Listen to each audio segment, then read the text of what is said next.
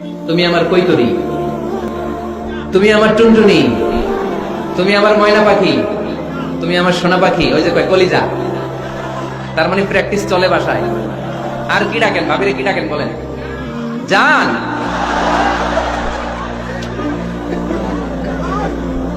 জান ডাকেন। আর ভাবি কি ডাকে আপনাদেরকে? বাবু। কি ডাকে? বাবু ডাকে। আর কি ডাকে? হ্যাঁ, বেবি। পোলাপান কত দুষ্ট দেখছেন, বেবি ডাকে নাকি? স্বামী স্ত্রীর মধ্যে এই সোহাগপূর্ণ, এই ভালোবাসাপূর্ণ এই ডাকাডাকিতে কোনো গুনাহ নাই, আছে সওয়াব। এগুলো দাম্পত্য জীবনকে সুখময় করে, ঠিক না? দাম্পত্য জীবনটাই এমন, কখনো ঝগড়া, কখনো হাসাহাসি, কখনো মেঘ, কখনো বৃষ্টি, আছে না নাই? হয় না এরকম? আপস এন্ড ডাউনস, মাঝে মাঝে একটু ঝগড়া, মাঝে মাঝে আবার ভালোবাসা, আবার খুনসুটি। এগুলো মিলেমিশে একাকার করে স্যাক্রিফাইস দিয়ে একে অপরকে জয় করে নিতে হয়। কারণ no one is perfect in this world. এই পৃথিবীতে কেউই পারফেক্ট না। আপনি আপনার বউয়ের দোষ খুঁজলে আপনারও দোষ আছে না নাই? কেউ দোষমুক্ত নয়। ভাইরা, ঝগড়া করবেন না। ঝগড়া কিন্তু নবী রাসূলদের পরিবারেও ছিল, আল্লাহ রাসূল সাল্লাল্লাহু আলাইহি ওয়াসাল্লামের পরিবারেও ঝগড়া ছিল। এটা স্বাভাবিক। দাম্পত্য জীবনের খুব সিম্পল ইস্যু। একজন রাগ করলে আরেকজন থেমে যাবেন। পারবেন? কি হলো, পারবেন না? আল্লাহর হাবিব সাল্লাল্লাহু আলাইহি ওয়াসাল্লামের সাথে আম্মা জান আয়েশার ঝগড়া হলো। মজার একটা হাদিস শুনেন, সহিহ বুখারীর হাদিস, মুসনাদ আহমদ ইবনে হাম্বলও এসেছে এই হাদিসটা। আম্মা জান আয়েশার সাথে ঝগড়া, ঝগড়ার পর আম্মা জান আয়েশাও রাগ, আল্লাহ রাসূল সাল্লাল্লাহু আলাইহি ওয়াসাল্লামও রাগ। এখন রাগ মেটানোর দরকার আছে না নাই? আল্লাহ রাসূল সাল্লাল্লাহু আলাইহি ওয়াসাল্লাম বললেন, আয়েশা চলো মিটমাট করে ফেলি। সুবহানাল্লাহ কইবেন না? চলো মিটমাট করি। তো কারে ডাকবো মিটমাটের জন্য? ওমর রে ডাকি। আম্মা জান আয়েশা বলে, না, ওমর গলিব, ওমর খুব মেজাজ ওলা, আমার ডর লাগে। তোমার আব্বারে ডাকি। আব্বারে ডাকেন। আব্বারে ডাকেন। খুশি হয়ে গেছেন আম্মা জান আয়েশা রাদিয়াল্লাহু আনহা। আবু বকর রাদিয়াল্লাহু চলে আসলেন, দাঁড়ালেন। এবার বিষ্ণু সাল্লাল্লাহু আলাইহি ওয়াসাল্লাম বললেন, তাতাকাল্লিমিন আও আতাকাল্লাম, কি ঘটছে আমাদের মাঝে, তুমি বলবা না আমি বলবো? আম্মা জান আয়েশা বললেন, তাতাকাল্লামু আনতা ওয়ালা তাকুল ইল্লা হাক্কান, আপনিই বলেন, তবে সত্য ছাড়া মিথ্যা বলেন না। আবু বকর রাদিয়াল্লাহু তাআলা শুনে রেগে গেলেন, কি এ কেমন কথা তোমার? নবীকে উদ্দেশ্য করে তুমি বলছো সত্য ছাড়া মিথ্যা বলবেন না, নবী কখনো মিথ্যা বলবে নাকি? রেগে মেয়ের গায়ে মেরেছে এক চড়। চোর খেয়ে আম্মা জান আয়েশা উল্টে পড়ে গেলেন। সাইয়েদনা আবু বকর রাদিয়াল্লাহু তাআলা রেগে গড়গড় করতে লাগলেন, আবার মারার জন্য উদ্যত হলেন। আম্মা জান আয়েশা রাদিয়াল্লাহু তাআলা বাঁচার জন্য এবার বিষ্ণুর পিছনে যে আশ্রয় নিলেন। সুবহানাল্লাহ পড়বেন না? বিশ্বনবী সাইয়েদনা আবু বকরের সামনে দুই হাত মেলে ভেবে দাঁড়িয়ে গেলেন। আল্লাহর হাবিব যখন আম্মা জান আয়েশাকে বাঁচানোর জন্য দুই হাত উঁচু করে দাঁড়িয়ে গেলেন, সাইয়েদনা আবু বকর থেমে গেলেন। সাইয়েদনা আবু বকর এই পরিস্থিতি দেখে ঘর থেকে বের হয়ে ঘরের বাইরে দাঁড়ালেন। এবার আল্লাহর রাসূল সাল্লাল্লাহু আলাইহি ওয়াসাল্লাম আম্মা জান আয়েশাকে তুললেন, বললেন, ইয়া আয়েশা কাইফা রাআইতিনি আনকাযতুকি মিনার রাজুল, দেখলা নাকি কেমন করে আমি তোমার বাবার হাত থেকে তোমারে বাঁচালাম? আজকে আমি যদি সামনে দাঁড়িয়ে না বাঁচাতাম, তোমার বাবা তোমারে একেবারে মেরেই ফেলতো। সুবহানাল্লাহ বলেন। দেখছো আয়েশা, আমি বাঁচাইলাম তোমারে, আমার সাথে ঝগড়া করো, আমি বাঁচাইলাম। এই কথা শুনে আম্মা জান আয়েশা রাদিয়াল্লাহু তাআলা লজ্জায় পড়ে হেসে দিলেন। সুবহানাল্লাহ পড়বেন না? এত আস্তে সুবহানাল্লাহ। লজ্জায় হেসে দিলেন। বিষ্ণু ইসা ইসলাম এবার হেসে দিলেন। দুইজনের হাসাহাসি শুনে বাইরে থেকে আবু বকর রাদিয়াল্লাহু তাআলা আনহু হাসি আওয়াজ শুনে অবাক, কি রে এতক্ষণ যুদ্ধ, এখন আবার হাসি কেন? হাসে দেখার জন্য সাইয়েদনা আবু বকর রাদিয়াল্লাহু তাআলা আনহু ঘরের ভেতরে ঢুকলেন। ঢুকে দেখেন আম্মা জান আয়েশাও হাসে, বিশ্ব নবীও হাসে, সাইয়েদনা আবু বকর হেসে দিলেন। আরশের উপর থেকে খুশি হয়ে গেলেন কে? এবার সাইয়েদনা আবু বকর বলেন, ইয়া রাসূলুল্লাহ, ইয়া হাবিবাল্লাহ, আশরিকানি ফি সিলমিকুমা কামা আশরাকতুমানি ফি হারবিকুমা। নবী গো, আপনাদের দুইজনের মধ্যে যুদ্ধ লাগলে যেমনি মিটমাট করার জন্য আপনি আমারে ডাকেন, আপনাদের এই আনন্দ ঘন মুহূর্তগুলোতে শরীক হওয়ার জন্য মাঝে মাঝে আমারে ডাকে। সুবহানাল্লাহ পড়ে। আপনাদের মধ্যে যুদ্ধ লাগলে সন্ধি করার জন্য যেমনি আমারে ডাকেন, আপনারা যখন আনন্দ ঘন পরিবেশে খুনসুটি করেন, হাসাহাসিতে মেতে ওঠেন, তখন একটু আমারে ডাকেন। সুবহানাল্লাহ পড়বেন না?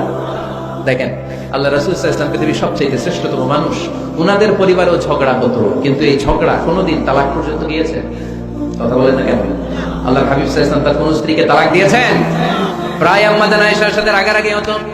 আল্লাহর হাবিব সাল্লাল্লাহু আলাইহি ওয়াসাল্লাম বলতেন, আয়েশা, কখন তুমি রেগে থাকো সেটাও আমি জানি, কখন তুমি আমার উপর খুশি থাকো সেটাও আমি জানি।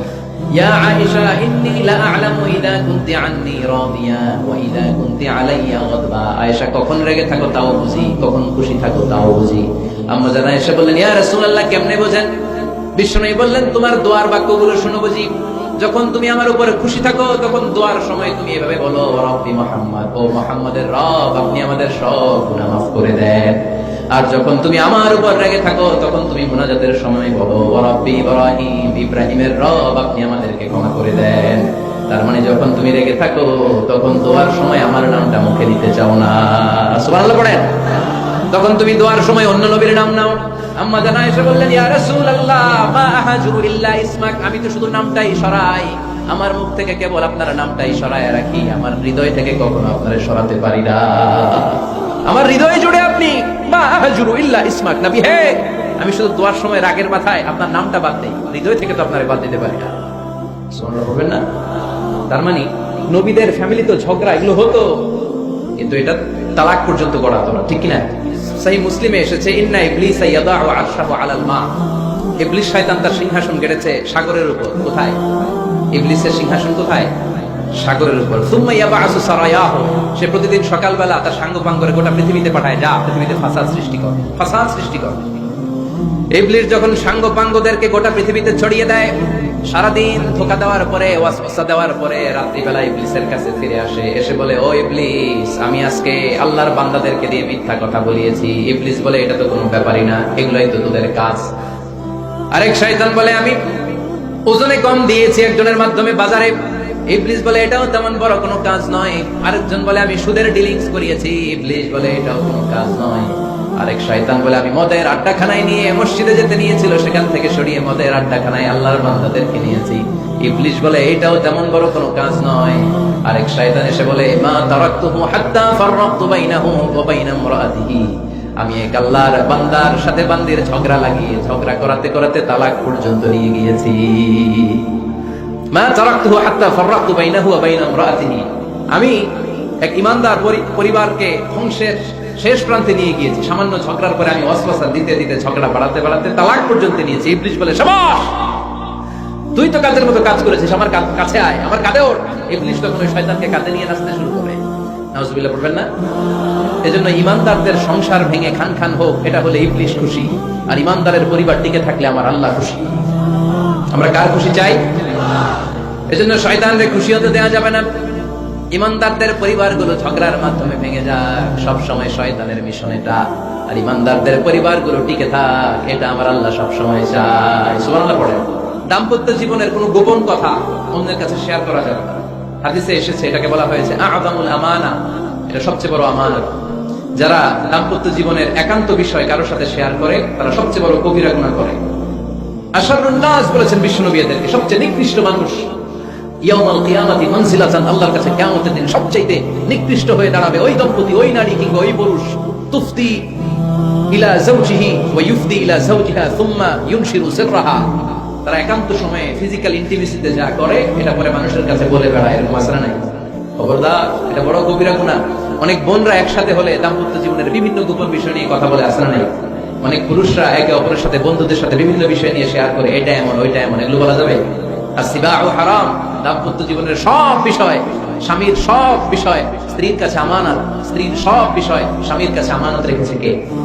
দাম্পত্য জীবনের এই প্রাইভেট লাইফের কোনো কিছু কিয়ামত পর্যন্ত অন্যের কাছে প্রকাশ করাকে হারাম ঘোষণা করে দিয়েছে কে? এজন্য খবরদার আমার বোনেরা, একসাথে মহিলারা হলে পেটের কথা পিঠের কথা সব বের করে দেয়, আসরা নাই? কিছু থাকে না, সব বের হয়ে যায়। খবরদার, সব বললেও দাম্পত্য জীবনের কোনো কথা শেয়ার করা যাবে? আমার ভাইয়েরা খবরদার, আপনাদের দাম্পত্য জীবনের কোনো কথা আপনার বন্ধুর সাথে শেয়ার করতে পারবেন না। এগুলো ফ্যামিলি শান্তি নষ্ট করে, দাম্পত্য জীবনের সুখকে নষ্ট করে।